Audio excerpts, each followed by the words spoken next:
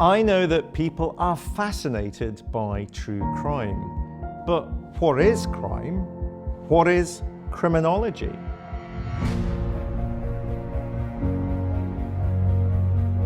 All of my applied work has been with violent men, usually men who've committed murder, sometimes serial murder.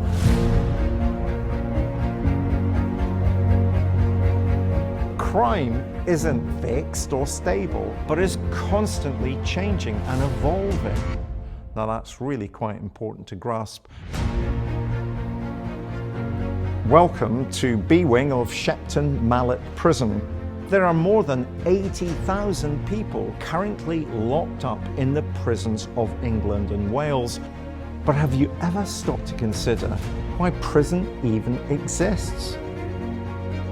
We are actually less violent today than we have ever been in the past. The first time we'd done an actual robbery, I felt as though I was in control. Powerful. You Yeah, felt powerful. I felt powerful. I did, yeah. Most murderers know their victims.